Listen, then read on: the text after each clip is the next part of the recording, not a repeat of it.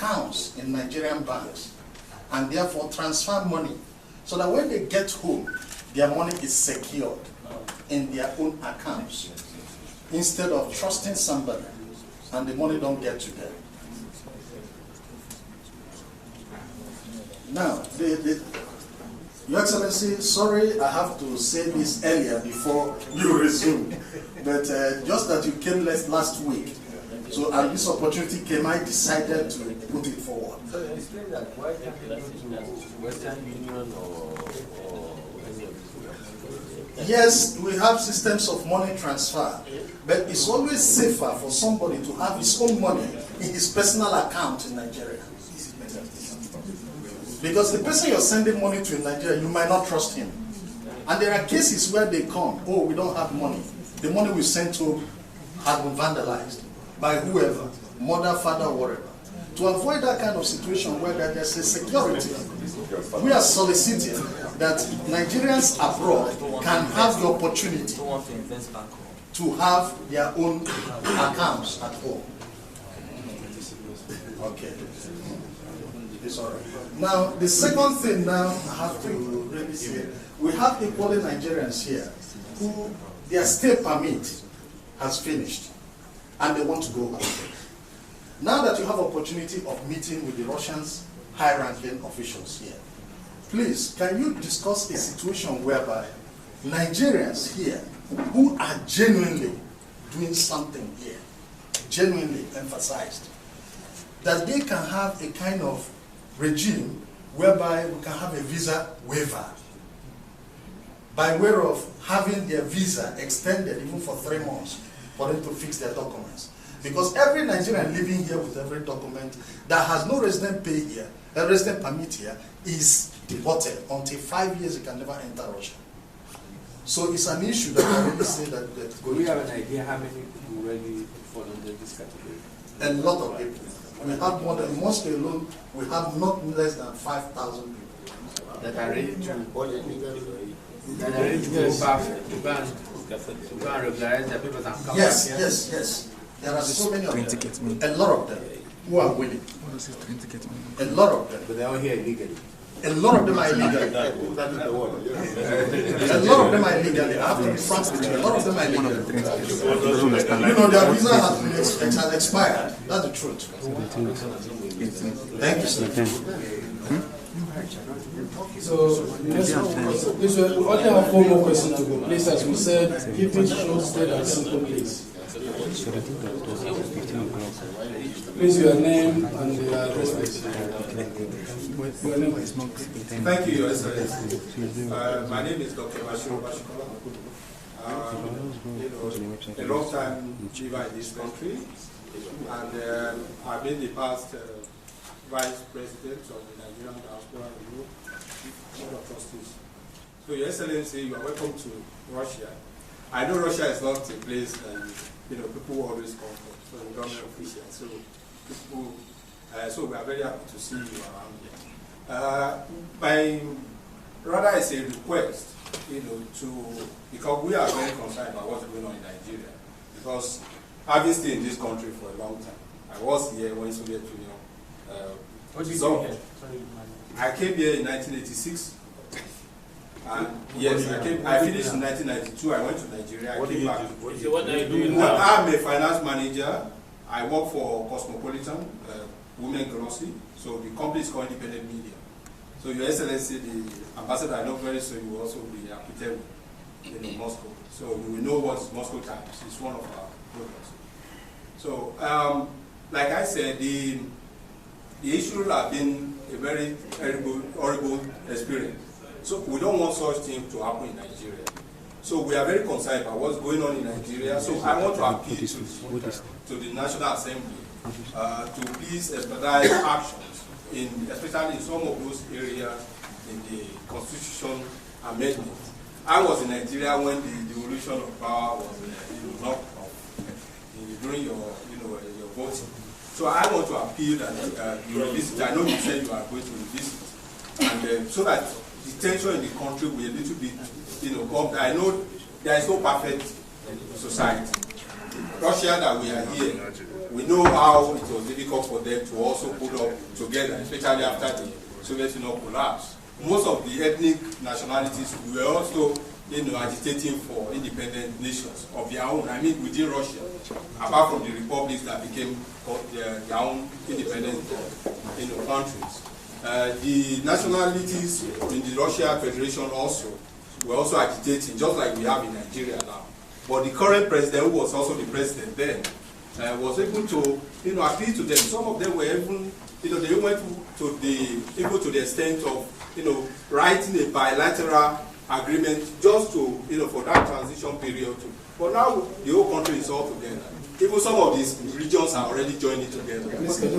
So, Your Excellency, what I want to say is that, of course, the issue about Nigeria, the problem we are facing here is that been said. But I want to, mostly looking at home. Because if the situation at home is very good, I don't think people will be running away or even, trying to do all what they can to stay behind. So I want to appeal that given the opposition you have now, and the APC being the majority, so I appeal that you use your office to push for more reform that will entice the unity and enhance the unity of the country. So once again, thank you. Next question, please, from please your name and your address, please. Please, show us the question of good evening, Your Excellency. Good evening, State President, honorable members of the National Assembly, honorable ambassador, and distinguished ladies and gentlemen. My name is Ezovi Uchenna. I'm a scholarship student here doing my PhD. And I want to bring up the issue. Our Honorable State President has already talked about it. It's a very serious issue that has not been paid for over 1 year. And I want the Assembly to help us solve this issue once and for all, because usually we fight every time. Many people have gotten tired of us fighting because we might settle this time around and next time we won't be paid. A lot of people here are starving, young children. Some of them, their parents are even expecting them to send money to them. So we'll be really happy if this will be solved. I also have another question. I wanted to know, what is the National Assembly doing about the situation of kidnapping in Nigeria? It's one of the scariest things to us down here, right? Because most of us want to go back to Nigeria to do something, but if they tell you that they kidnap someone that sells akara or bread, it's scary. So imagine you, if you come home and all your neighbors know you are just coming in. It's a really scary situation. And also, I wanted to ask a question. You talked about gas. Last one, please. Yeah, you talked about gas. How do we get to meet Russian companies that are involved in gas in this place? Okay.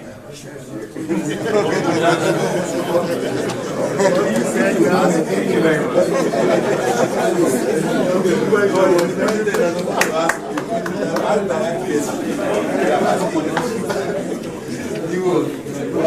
Please, this will be the last question, please. Last question, please. Last question, thank you for understanding. Excellency, so many thank you. Last question, please.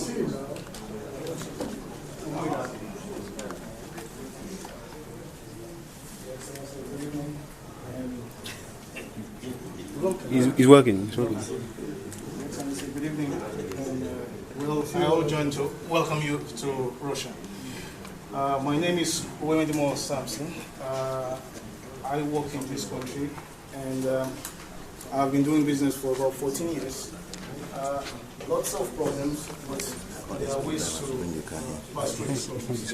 But my question does not rest with the trade with Nigeria, because I'm more concerned about trade between Nigeria and Russia, and have been working on this since 2011 to get a kind of solution and the obstacles that we face that does not allow the trade to flow in a normal way. But I want to go the other way, sir. My question is that there are lots of Nigerians that the government sponsor to get scholarship, and they come out of Nigeria to study in many other countries, including Russia, And there is a program to make the scholarship happen, or other programs that brings people out of Nigeria to study. But from what I understand, there is no functioning program that is on ground to reintegrate these people back to the country. And that means that the federal government is just spending the money, sending people out to study, and doesn't look for them in any way. Some of these people are very talented.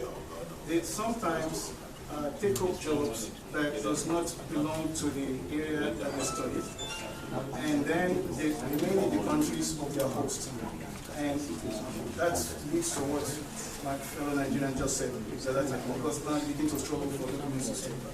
And the second part of the question is that some of them actually get a good job, and they remain in the country of their host. But Nigeria, in this case, is a loser, because we have, as a Nigerian government, have sent these people out to study, and then we're not using the talents that we have gained through the education. Is the National Assembly, under your watch, going to be able to do something to reintegrate, to reabsorb these people back into the society so that they can be useful? I'll take one more. I'll take one more. One more question.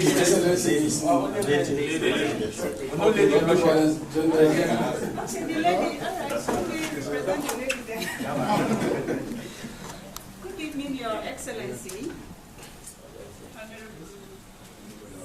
Bukola Saraki. It's a pleasure to have you. General Economy is a senator. Okay, Senator. It's a pleasure to have you here. My own question will go straight to my area of research. I've been here for a research on solar panel, which we know is a good alternative to the energy situation we have back home. Now, a lot of times you need the money to even buy one or two things.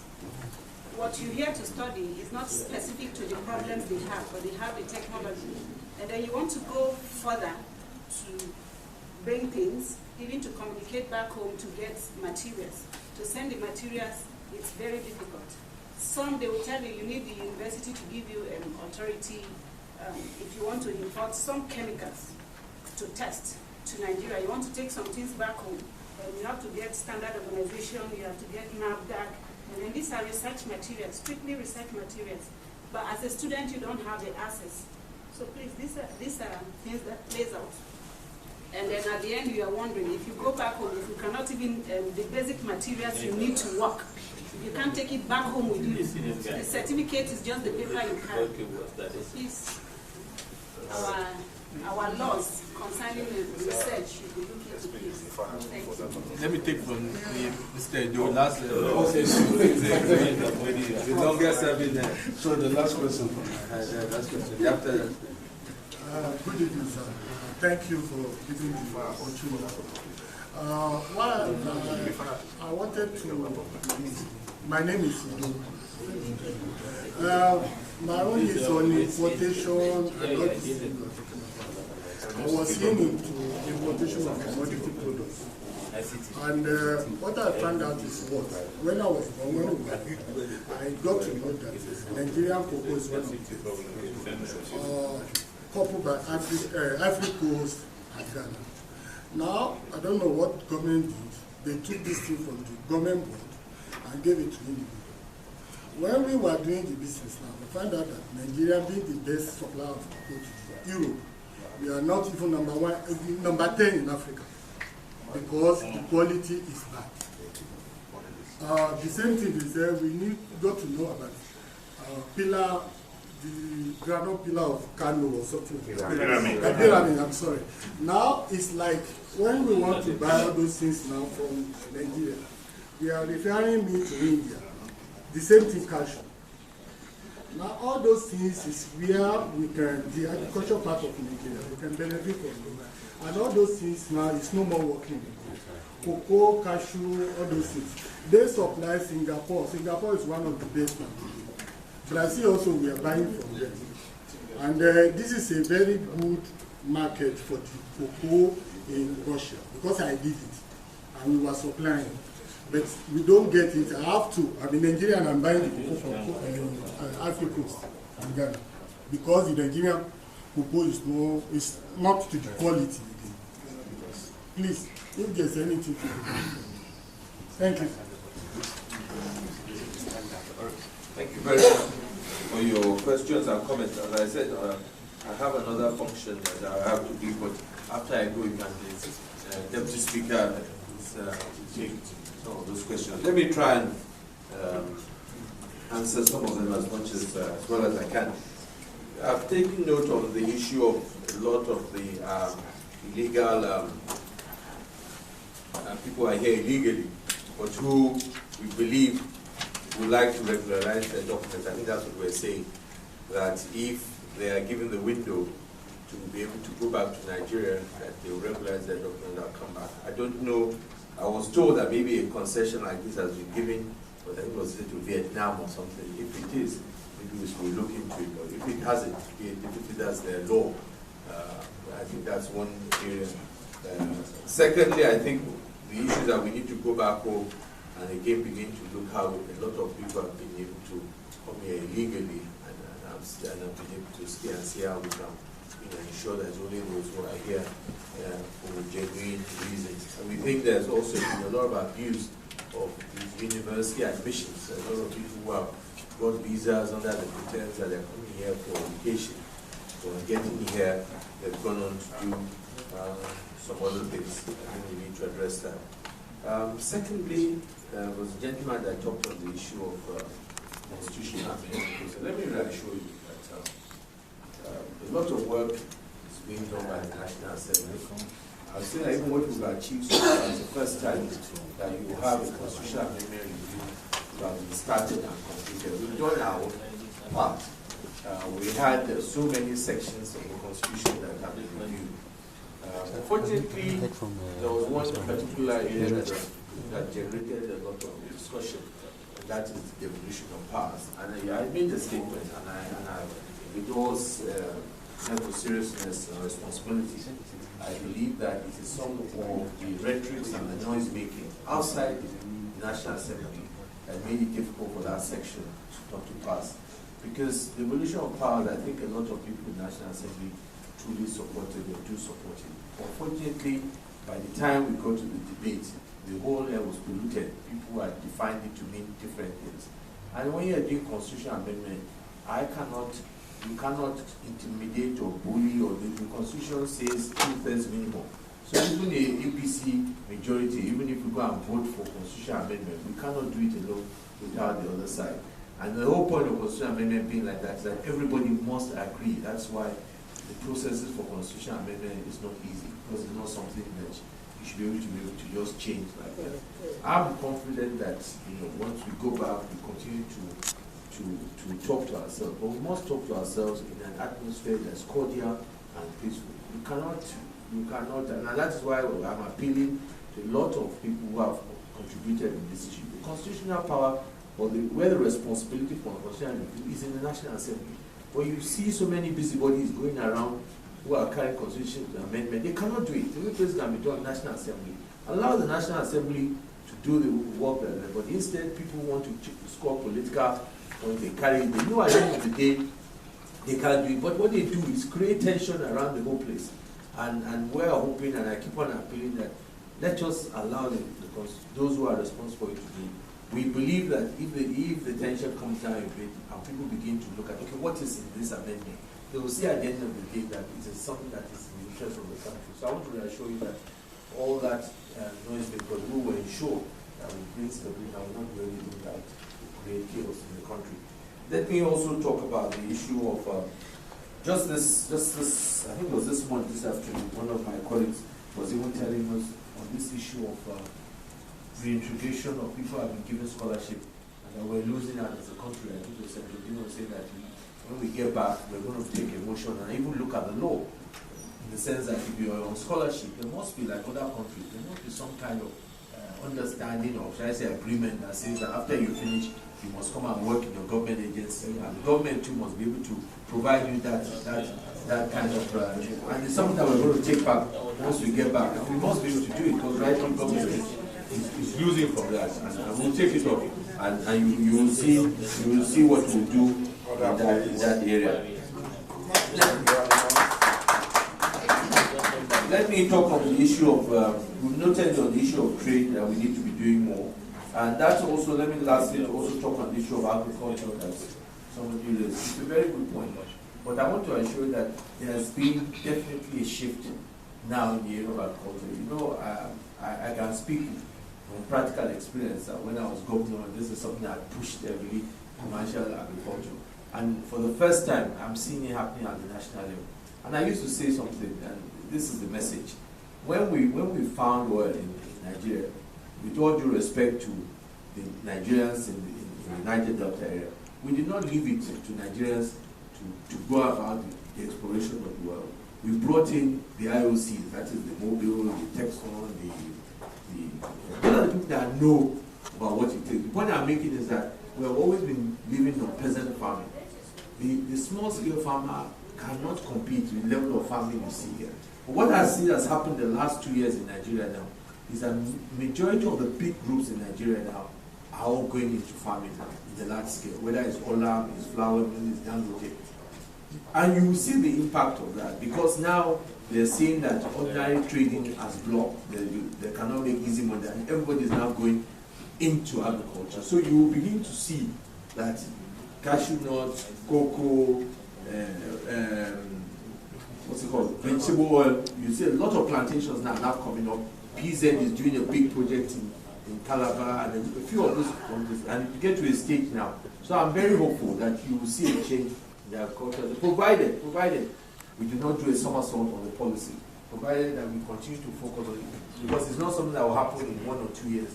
If we can stay focused on that policy, we'll see that. Secondly, too, is that we must fight smuggling. I'm hoping that we are scheduled tomorrow to meet with the delegation of the Republic of Benin. These are one of the problems we're having, where a lot of smuggling is coming through the borders from our neighboring countries. For example, rice that is coming from India, it goes into Republic of Benin, from Benin is smuggled into Nigeria, and by the time it's smuggled, it's cheaper than the rice that's being produced. So these are challenges that we're having. But if we can block all these leakages, definitely this area of agriculture would happen. And then on the issue of security, I think that's a concern. A lot of work is being done. There are a few cases like that, but I think the police and the sort of technology that they need to invest, we need to put more money in the police. I think you can be rest assured that it is not as bad as it's being reported, and a lot of work is being done. On the area of solar, I think this solar, Senator Dino has worked on it. Yes, I think that. I will see you later. On those issues. Let me at this point excuse myself. I want to thank you all for your contributions and your comments.